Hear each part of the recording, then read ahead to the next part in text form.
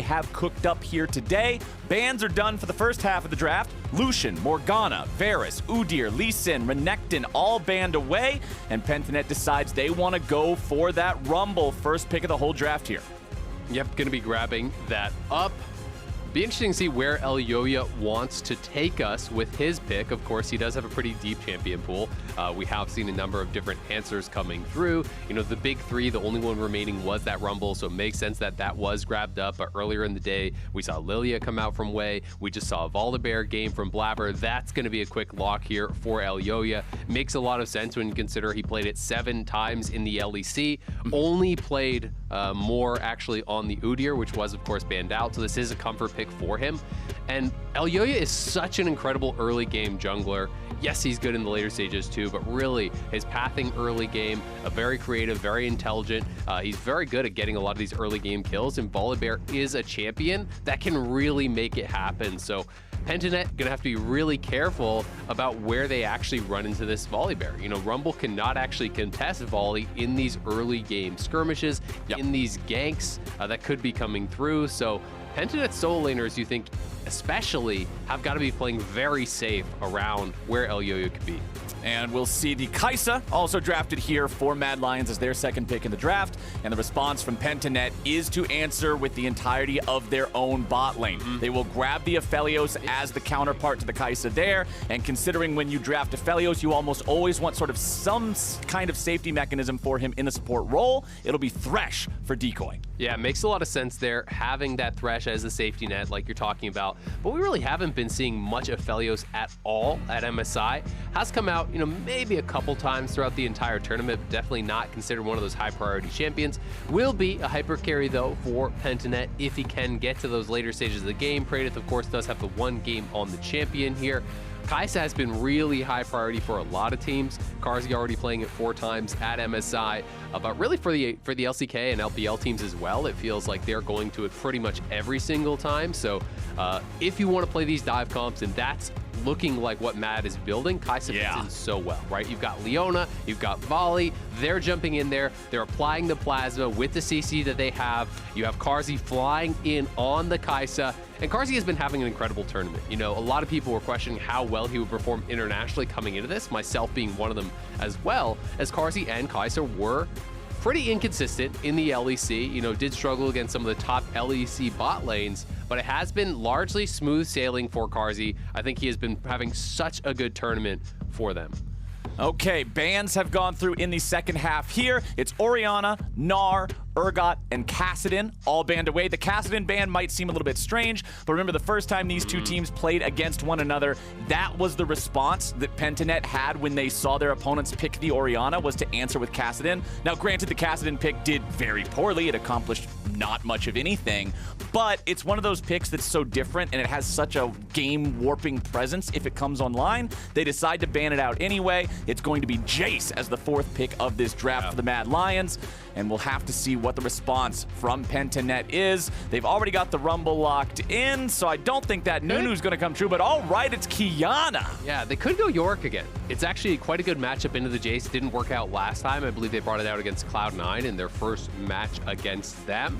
But the picks here and the ban's pretty smart for Mad. You know, they ban out the Urgot. That's the most played for Biopanther.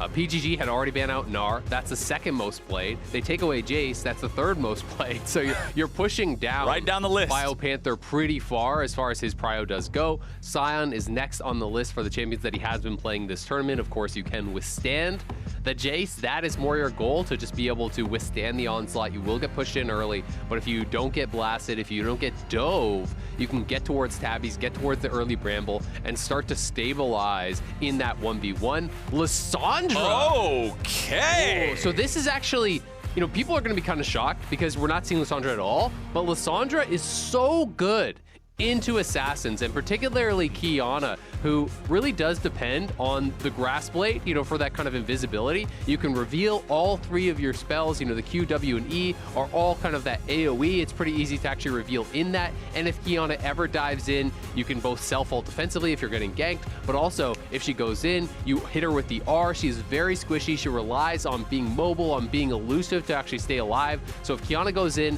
gets ulted by Lissandra, you will get 100 to 0, almost guaranteed with the amount of follow-up CC that is there for the Mad Lions. Lissandra also builds very well into the Zhonya's, something that is really, really effective against that Qiyana. So it is a niche pick, and that may have some of the Mad Lions fans worried, but in this particular matchup, very, very strong. Compositionally, I think makes a lot of sense here to be able to lock down this key target and just deny Chazz really much of an opportunity to kind of snowball the game.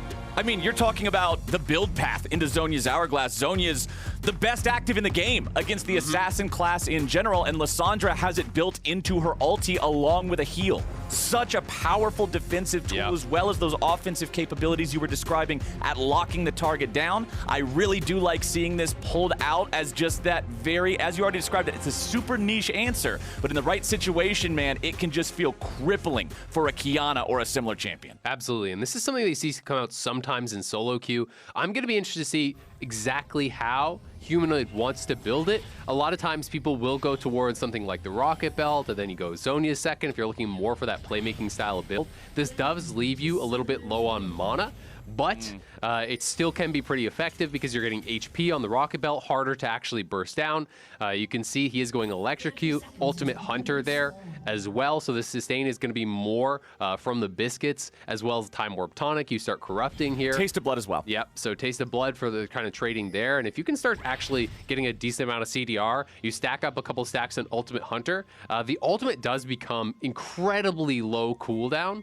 Of course, you may have trouble actually getting in onto Praedyth, who does have cleanse as well, but it doesn't really matter. You can just get an ultimate down on Chazz or even Pabu and try to burst them down, and that will be very, very effective in the team fights. And when you're diving in on someone like Praedyth, you can just utilize the self-ult. It actually does a pretty high amount of damage, and it's such a strong zoning tool, right? You know, you fly in the back line, you WQ, self-ult on top of these carries. They have got to kind of back it up, and that creates space for the rest of your team to really get a lot done here.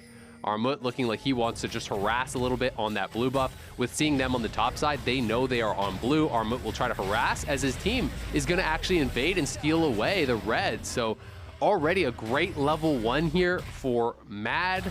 A lot of people are starting to prey on the level 1 of Rumble, you know, recognizing that yes, he does have a fast clear, but you have to start W for that fast clear. And W is not a powerful team fight tool at level 1, right? Like, you can't contest the level 1, so you end up in this really awkward situation, and we'll see if Pabu goes for an invade and mid lane has the push and Jayce has the push, well, guess what? You're actually going to get that defended by the Mad Lions. So very likely here, it's going to be a 3-quadrant clear for Elyoya, and it's going to be Pabu dealing with scraps. We can see him going down to the Wolves already, and it's actually all a full camp clear, 3-camp clear on the bot side for Elyoya. He's even taking the Krugs, so that will be defended, but this is a brutal start already for Pabu. Pabu coming down into that bottom side quadrant now. One thing I want to address real quick before we get any further into the game, a couple important differences between the loadouts we're seeing here on the champions. Pabu has opted for the Dark Harvest, which is a rune that it's already been mentioned a couple of different times by a few different people in pro play. Many players feel that they aren't able to get enough stacks on this, but Pabu has the confidence that it's the right choice here in this game. Also worth pointing out that the teleports are uneven in this one. Mad does have teleport on both of their solo laners, whereas Chazz has the Ignite, very common for assassins. Also in the bottom lane, Cleanse for Praedyth. It makes sense when you're against this point-and-click CC from things like Leona, from things like the Lissandra. You must be able to get out of those, but it does mean less direct combat power compared to what the heal from Carzzy will be able to do. As well, Decoy's running Exhaust compared to Ignite, because when you're against these Kaisas and Tristanas and AD carries that have dive power of their own, it makes a world of difference. Here in the mid lane, Humanoid's got control. The Pentanet is walking towards bottom, looking to maybe make a play. Decoy goes in, Kaiser gets caught, but they're looking to turn things right back around with Decoy taking some damage now. Kaiser looking to keep on going forward. Pabu's at about 100 HP. Humanoid with the flash for the first blood. Nicely done. You land the hook, but you just got to back it up anyway. The TP comes down here from Humanoid. Biopanther was trying to match. You can see the flash got taken off Armut. So safe to assume that Armut flashed in there to try to interrupt the teleport coming through from Biopanther. And Mad striking on that bottom side. I think Pabu was feeling the pressure to make something happen because he knew he was so far behind, and now Praedyth is just going to die likely. Oh, he tries to use the cleanse, but it just does not get it done. That's what I'm talking about. Cleanse versus heal. Yes, the cleanse will get you out of some of the CC, but your health bar is still oh so squishy as hell. Yeah, this is looking really bad already here for Pentanet. So the level 1 Elyoya already took away 2 camps from his bottom side. There's no red buff on Pabu. He didn't feel that he could invade. So the pressure is there to try to get something done. And like expected, flash in, interrupt the TP. You can tell that from the summoner cooldown there. Pabu trying to retreat, but Humanoid has arrived, flashes in, finishes him off. And Mad get that follow-up kill in the 2v2. And yes, Praedyth will collect some of the CS, but the biggest problem is you go back to base and you got a longsword and boots, whereas Carzzy's going back to base and he gets a noon quiver, right? So the power is so much higher, and Pabu's gonna die again. Yeah, I don't think the items are the biggest problem now. I think the biggest problem now is we've got Rumble spending most of his time in the dirt. Pabu now 0, 2, and 0 in the first 5 minutes of the game, and the Mad Lions are doing a great job being able to keep this Rumble from ever coming online. Yeah, Pabu has had a couple of tough ones here on the Rumble, playing against Damwon, I believe it was yesterday or the day before. You know, tried to go for that kind of split map. He ended up trying to invade, had to execute, got put so incredibly far behind. This time didn't even feel like he could invade.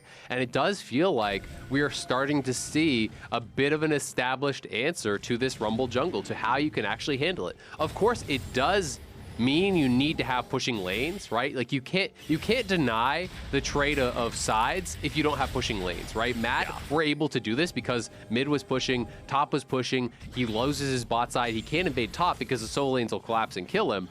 So it's not a guaranteed answer, but this does seem to be something that Rumble has really been struggling with, and you've got no choice really as Pabu but to just keep trying to gank, because he lost his top side again on the invade. He died up there, he knows there's no camps, so he has to go down bot side. The problem here is this isn't solo queue. Mad are tracking you. Mad know, guess what? There's no camps available on top side. Where could he be? Well, he's gonna go to the bot side. So Kaiser and Carzzy have no flash. Guess what they're gonna do? They're not gonna walk up, right? And Mad has been, I think, very intelligent about this sort of cross map play. When they do create advantages, they are good at understanding what their opponent's win conditions are, right? And this is something that I think Elyoya has been really proficient at, you know, tracking junglers. You'll often see pings come out at the expected camp where the enemy jungler will be, and very often he is on point with it. So that is something that you always love to see from your junglers. It's just such a benefit when they're adept at tracking their opponent. Okay, we've got all solo laners with their level 6, so ultis have come online. Worth noting that Biopanther has also currently swapped his teleport over to an Ignite, so we might see Pentanet try to make some sort of a play here on the top side. Back in the bottom lane, the 2v2 just continues business as usual, but it is a nice CS lead here for Carzzy. And it's important to remember, with a champion like Aphelios, this isn't a Xayah who has a get-out-of-jail-free card on the ulti, right? This is a champion. Level 6 volley, they want to dive. If they fall too far behind, Praedyth's only going to be in more and more trouble, and the trouble keeps on keeping on. Goodbye, Praedyth. Goodbye, Decoy. At least they don't gotta die alone. It's 2 more over to the Mad Lions. Oh, Mad Lions snowballing this one out of control. Pabu trying to get something done on the top side, but he's already been spotted by that pink ward. He is level 5. They could look for a dive here. Honestly, it's a low percentage play, but I don't blame you. You are looking like you are just going to bleed out of this game, so you've got to try something. You've got the Spellbook Ignite. Go for the dive. See if you can make something happen. Well, Biopanther's already almost dead. Armut has immediately shut this down. Chazz rotates up towards this top lane as well. There's no minion wave. And Mad are coming. I mean, this is just desperation, right? And Armut played that so well, you know, keeping Biopanther in range of the tower. He knocks him back towards it again. The Spellbook Ignite got committed. Elyoya as well as Kaiser move up to cover, so there's no chance at making the dive happen. Pentanet are going for desperation plays, but really it's all they have left because they are just monstrously behind. And Humanoid moving up here, they want the fight. Elyoya goes in. Chazz taking a lot of damage here with Humanoid coming over the wall. Chazz with the flash to get to safety underneath the tier 1 turret here in the top lane. He will stay alive, but with half health and almost no mana left, this is not a good situation that Pentanet finds themselves in. Mad Lions making sure they are able to back. Biopanther's making his way up here now, interrupts the Hex Flash, but now he's in a 1v3. Pabu and Chazz looking to rotate down here and help him out a little bit. Biopanther likely to die first. We'll see if he gets any value out of the passive. Chazz tries to follow up, but instead there's the lockdown. There's exactly what you were talking about, Azael. How easily Lissandra can make Qiyana just stop. Elyoya gets away too. The game is 7-0. Kaiser continues the charge. They will find another kill into Pabu, and the Mad Lions have absolutely decimated this early game. I think it's time to clock in a time of death. 9:24 on the clock there. Rest in peace, Pentanet. Mad leaving no doubt whatsoever in this one. They are so far ahead. The level 1 was intelligent. They have snowballed this game to perfection. Pabu was left with no choice but to go for these desperation ganks, which were anticipated and responded to perfectly here by Mad. And this one is just an absolute steamroll. You look at the goal differences shown there. Sion knows that his jungler and his mid are about to get dope, right? So he has to get up there. He has to be able to try to prevent this. And yes, he gets some good damage down. Pabu does get the level up, hit 6, had a well-placed equalizer, but you're just not quite strong enough. That is the levels. That is the golden action. Elyoya survives. They kill them all off, and now you're losing plates on the bottom side as well. And they have the Herald, so that tower is actually just going to go down. This is going to be nearing a 7,000 gold lead. Holy cow, man. Look at that. When the worst score... Oh, no, I don't even have time to make my joke. Never mind. Chazz is about to pop here in mid. There it is. Kaiser gets it with the proc on the Leona W. We've seen that result in a Leona death to chickens, but this time it is a Leona kill on Qiyana. Mad Lions, 9 kills in 10 minutes. Well, I think you can confirm it. Chickens greater than Qiyana. You know, we've seen it displayed here at MSI. You know, we got the power levels worked out at this point. Does look like it's going to be likely an Everfrost for Humanoid and won't be going for that rocket belt that some people would if they want that extra HP, play it a little bit more defensively perhaps. But Everfrost also really, really good. Layering the CC here can be exceptionally powerful. There's a lot of melee / short range champions, you know, when you're looking over at Pentanet and Kaiser.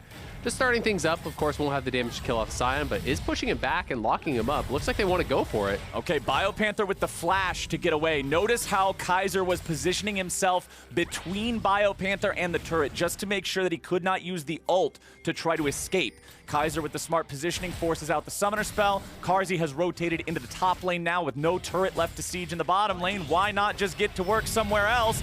Meanwhile, Praedyth's now in trouble. Humanoid going after him, forcing out the cleanse. That summoner spell will get Praedyth away here this time. Biopanther trying to use the ulti to get back to the tier 1 turret, but instead he's going to be intercepted. Kaiser is almost completely out of mana here. Exhaust used onto Carzzy, so they won't have enough damage to get the kill here. At least Pentanet will find themselves, honestly, their first big thing of this game in grabbing the first dragon, but it's too little, it's too late.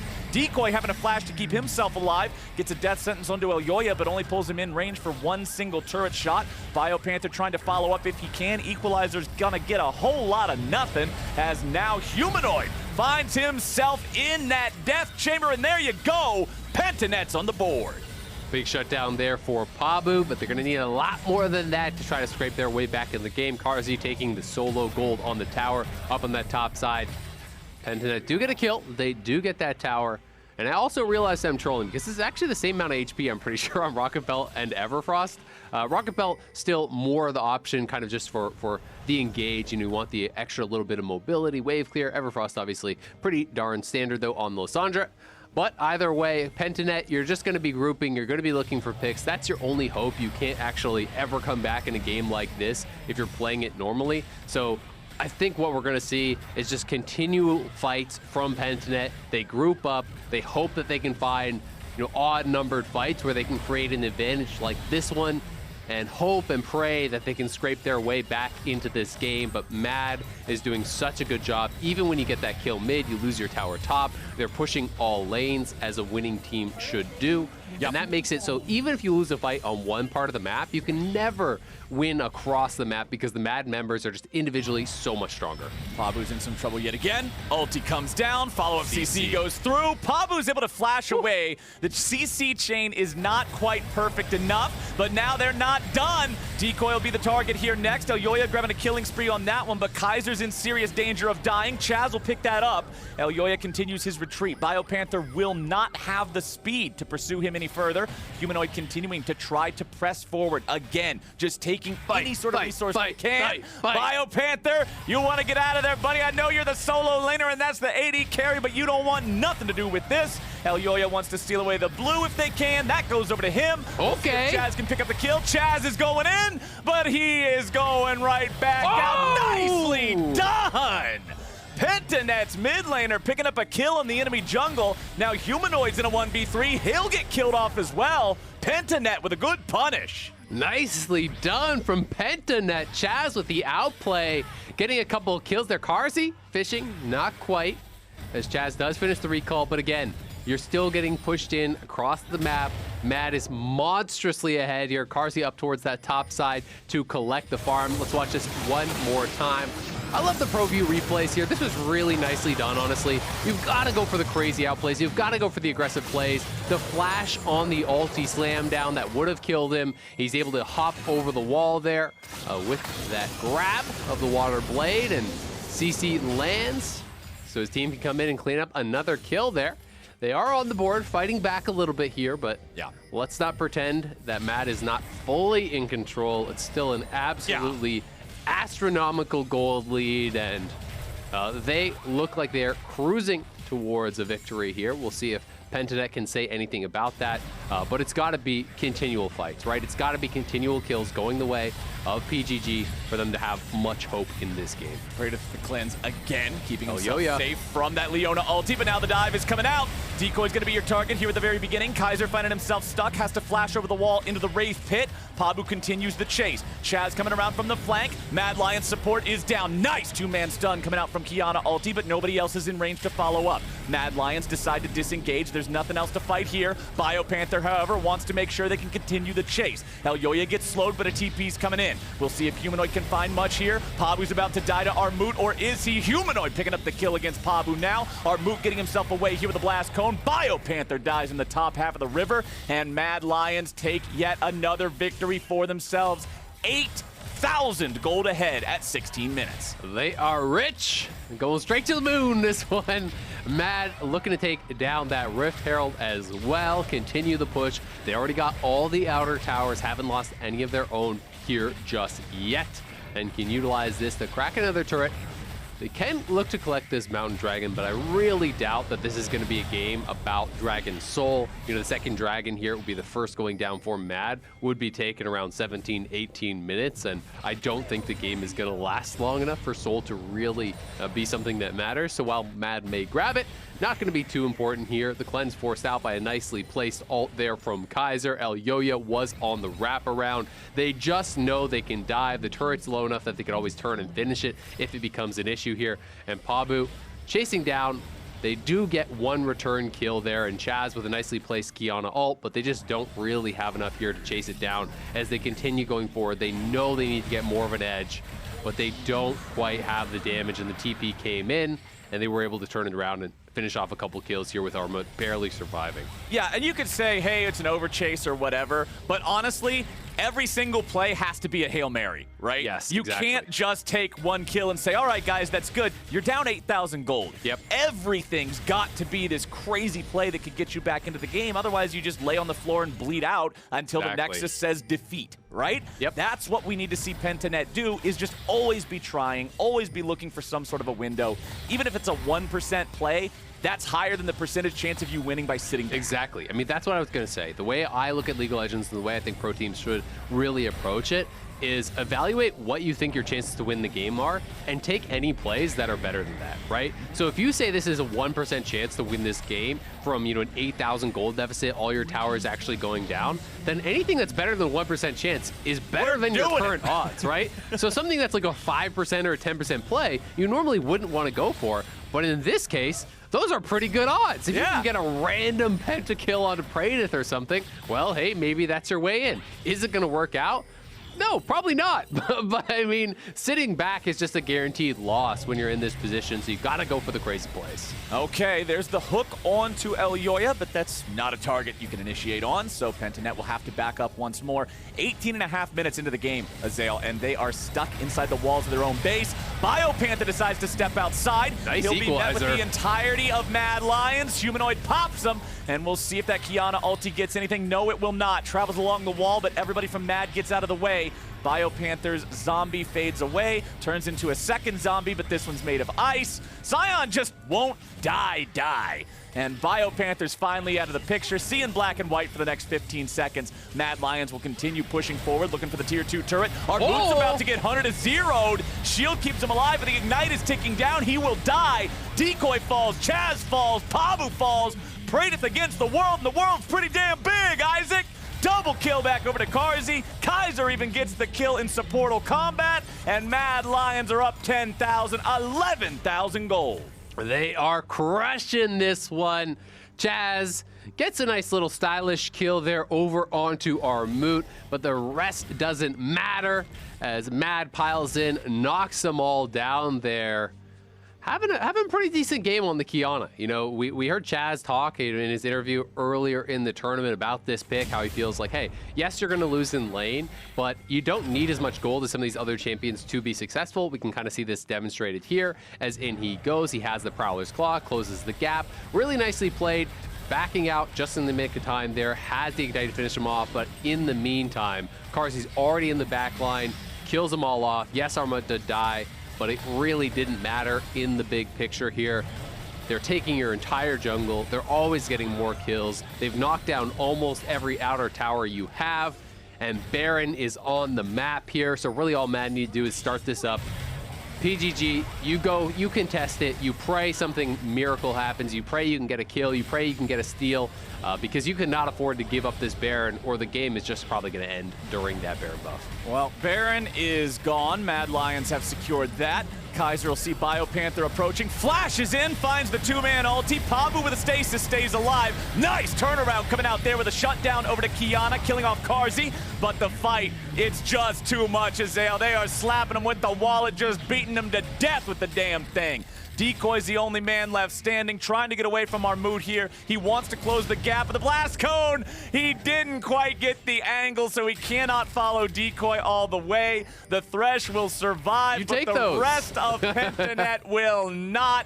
Decoy will just buy some time, man. Stop the minions, walk back into the brush, do whatever, who cares? The Baron's gone over to Mad Lions. It's a 14,000 gold game.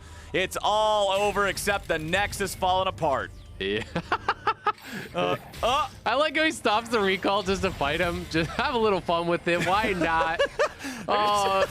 I'm making a dance. Come on, let's have a little brotherly love here. Or run around in circles or something. Oh no, okay. He literally just dies with a lightning field. All right, let's watch this one more time.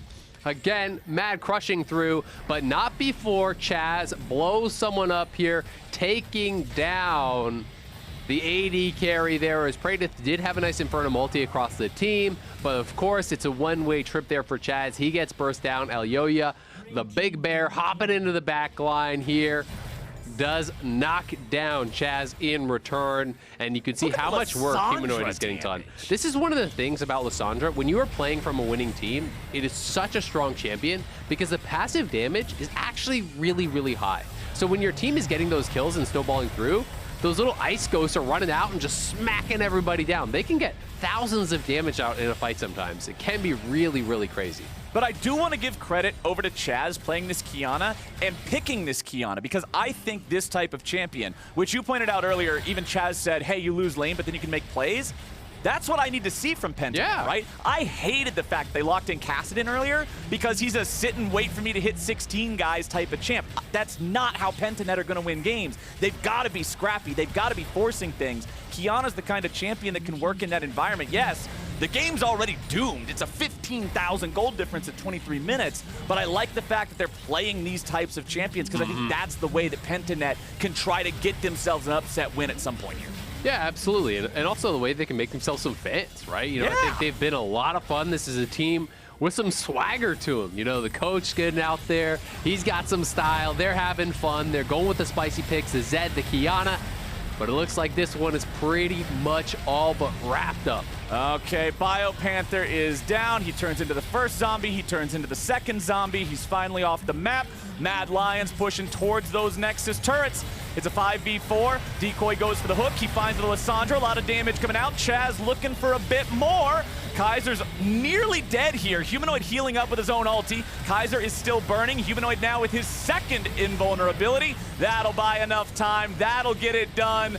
Ladies and gentlemen, the Mad Lions showing Pentanet exactly what they can do in a game of League of Legends. Kaiser does die to the Ignite there. Elyoya chasing after Chazz. Armut goes for the accelerated shock blast. It won't grab the kill. And there you go, GG in 24 minutes. Well played there by the Mad Lions, leaving no doubt whatsoever, picking up their 4th win. They needed that to maintain control of their own destiny here. They really wanted to grab that extra win. They are able to do so and stay ahead, you know, that extra game of Cloud9. They really want to be maintaining the lead that they already have, hoping that Cloud9 will drop, you know, some more other games here and there. The Mad Lions doing really well against these teams below them in the standings. They have kind of been the bar thus far, I would say, you know, at MSI. You know, the teams below them